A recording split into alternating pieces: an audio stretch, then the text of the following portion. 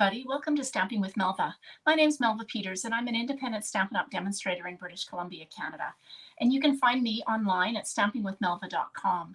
And today I thought that I would come on and show you how to make a card using the Wisteria Wishes, which is one of my absolute favorite bundles from the new annual catalog, the new Stampin' Up! Annual catalog.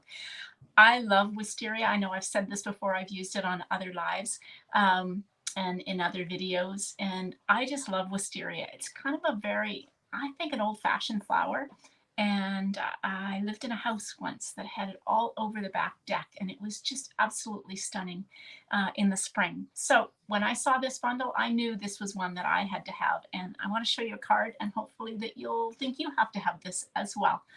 So let me get started. If you haven't subscribed to my YouTube channel, don't forget to click the subscribe button underneath, and that way you'll get notified when I do upcoming videos or lives and show you other projects. All right, let's get started. All right, this is the Wisteria Wishes bundle.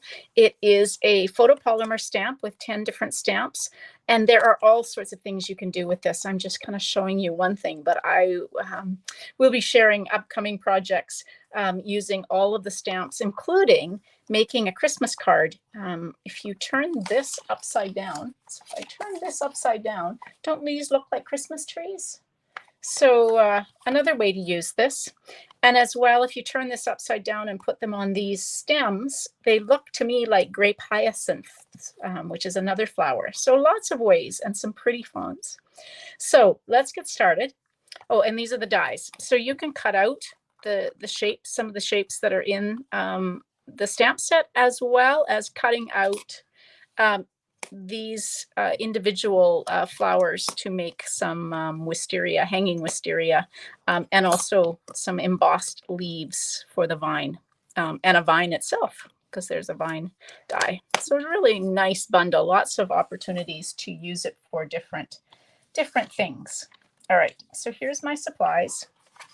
I am using the new Orchid Oasis in color. This is absolutely stunning. It's one of the 5 new in colors and is kind of like a periwinkle blue color. So I've cut this 4 1/4 by 11, and I'm going to go ahead and score it. And if you've watched my videos before, you know that I always score my cards using my paper trimmer with the scoring blade. And then I grab my bone folder, and as always, this is the side I score on, and I tell you to fold into the mountain or the raised line, which is the opposite side. It just gives you a much better fold. So then take your bone folder and give it a good burnish. So that's my card base. Now I've gone ahead and cut a piece of basic white cardstock that is 4 inches by 5 1/4. That will be my layer on the front. And then I've gone ahead and I have used these dies. Oops. Let me bring them off my magnetic plate here. Okay, so I've used these dies and I have cut 2 each. So I cut, sorry, 1 each of each color. So I've cut 1 of each of these in the Orchid Oasis, and then I have cut 1 each using, this is from the Silver Foil Specialty 12 by 12, and there is one color of, there comes in 3 different shades of silver that has got a real purple tinge to it, and I've never really known what to do with it. And so when I thought about what I could add in to this card, I decided that this silver foil that is got the purple kind of tinge to it would look really nice as part of this. So another way to use that piece, if you're like me and haven't been able to figure out what to use that particular piece of silver for. Okay, so you need 2 each of these die cuts. And then I've also gone ahead and cut out 1 of these leaves. Isn't this pretty with the embossing on it? And I've cut this out of garden green. Okay, so what we're going to do is we're going to take some liquid glue. And I'm just opening a new one. grab my silicone mat so I don't get glue all over. And we're going to just put a little bit of glue on little bits of the leaf. I'm not going to do the whole thing, and I'm going to try not to get a ton of glue on it. The other thing you could use are the adhesive sheets, if you think about it in advance, which I didn't. But you could put some adhesive sheet, a piece of adhesive sheet underneath your stem, and then adhere it on. So I'm just going to take, and I've realized I probably should have cut 2 of those because I think I want to layer it across. So let me just grab this and with my piece, and let me just bring in my Stampin' Cut and Emboss machine for just a minute. Everything out of the way. All right, let's bring this in. Gives me a chance to show you the new magnetic plate that is available in the new catalog.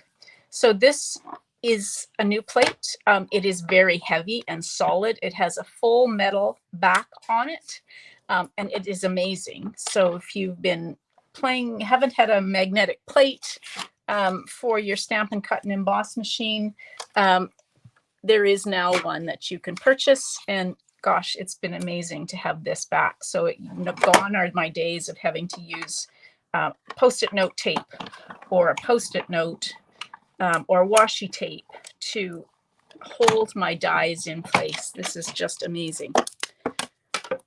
So this is available. It is not available yet for the mini, but hopefully that won't take too long for Stampin' Up! To have the magnetic plate available for the mini as well. All right, so now I've got 2 of these. I'm just trying to layer this a little bit and put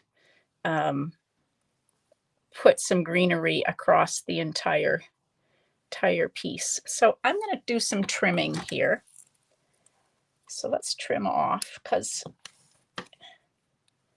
I'm just going to give them a bit of a haircut. Don't throw that away if you're going to do what I'm doing, because I'm going to just trim off some of these stems. So we're going to put these across like this. So again, just a little bit of glue on the back. I'm putting just little bits of dots. You could use glue dots as well. The glue dots probably would fit nicely on.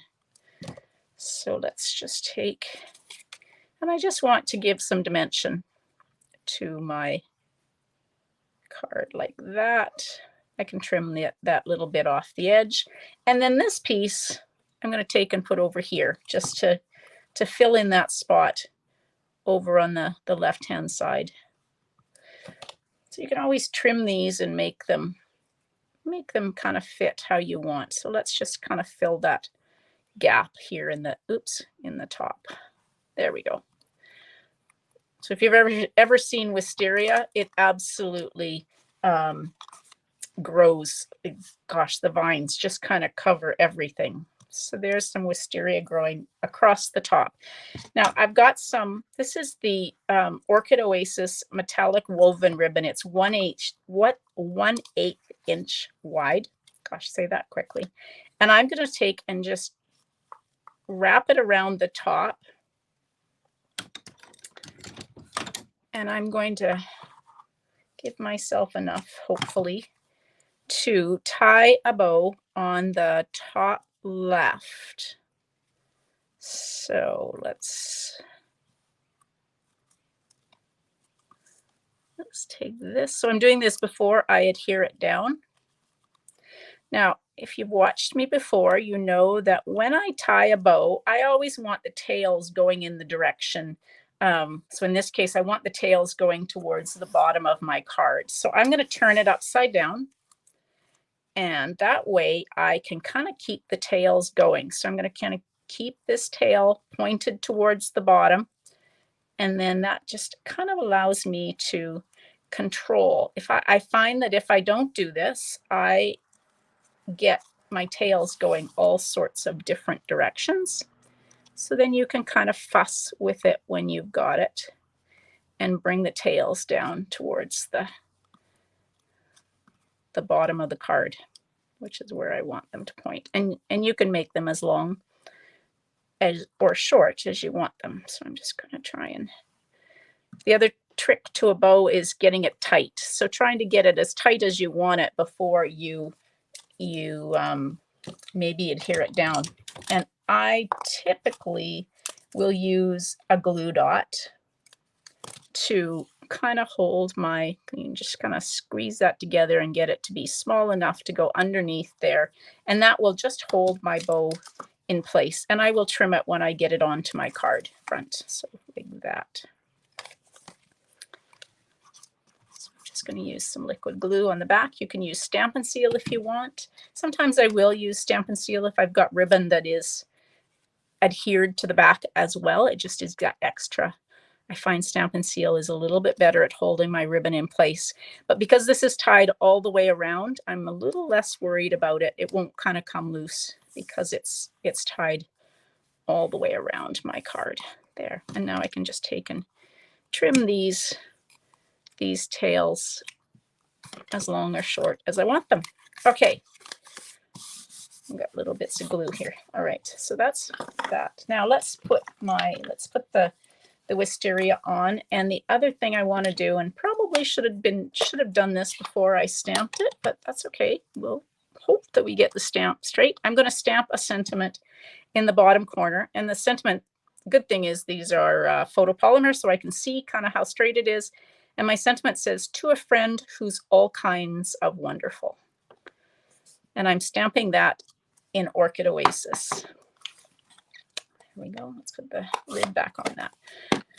Okay, so now I've got these 4 pieces.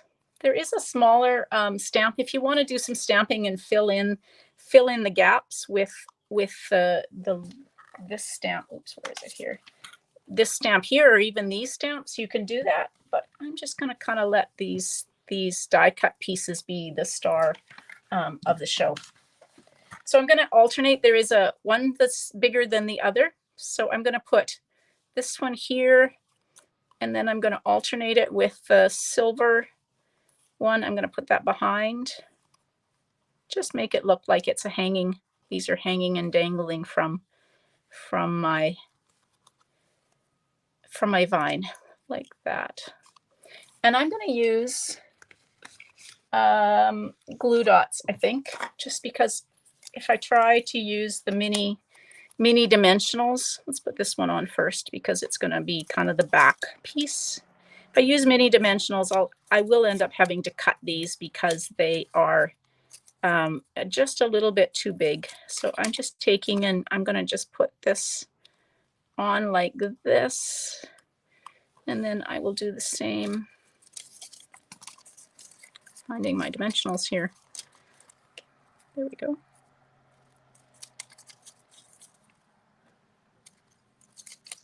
And I'm only putting a couple on. There we go, like that. And then the same with this one.